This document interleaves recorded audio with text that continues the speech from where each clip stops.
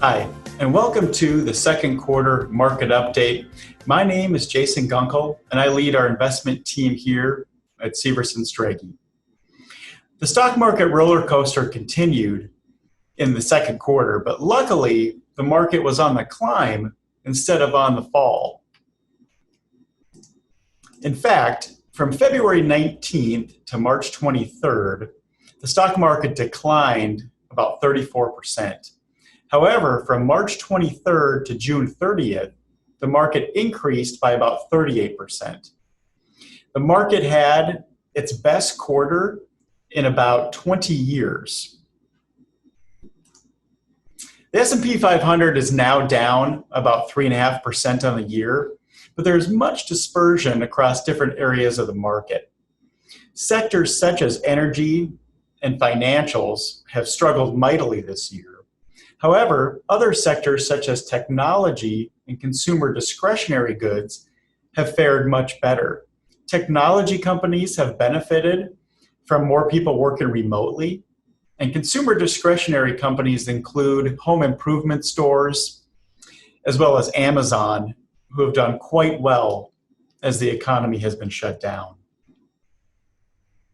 The technology giants that make up about 20% of the S&P 500 index have done phenomenally well this year. They've averaged a return of over 24%, and so they've played a huge part in the returns of the S&P 500 this year, as well as the technology and growth areas of the market.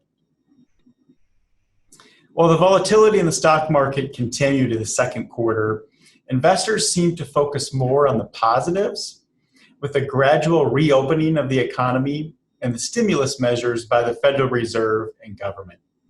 Over the last 2 months, over 7 million jobs have been added to the economy, which has exceeded all expectations. The unemployment rate, which was at about 15%, has now declined to just over 11%. This all according to the Department of Labor.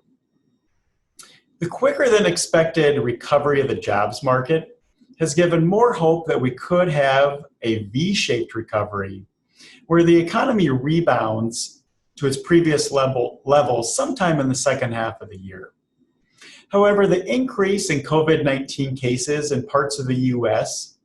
have caused other economists to believe that we could have a slower U-shaped or swoosh-shaped recovery, with the rebound happening sometime in 2021 or beyond. This is all according to a study by EY, which was reported by Forbes.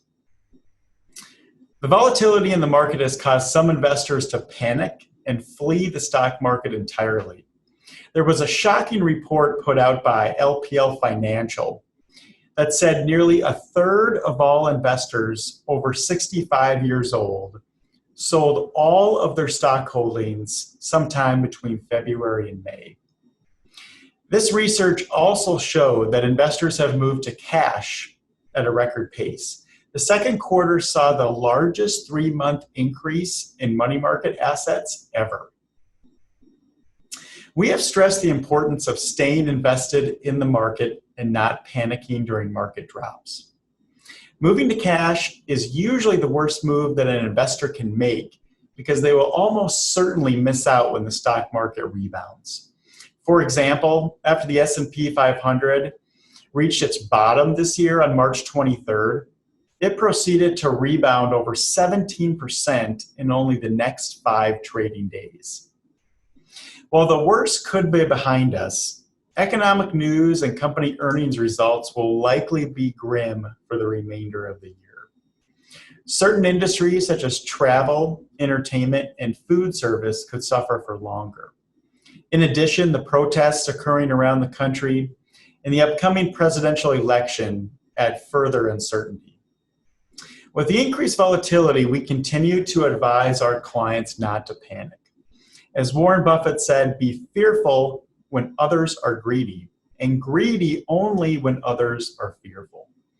We will follow his advice and look for opportunities to buy when panicked investors sell, and we will stick to our long-term investment approach. Thank you for joining us today. We look forward to seeing you either on Zoom or in person in the coming months. Please stay healthy, and we will continue to watch over your investment accounts so you have one less thing to worry about.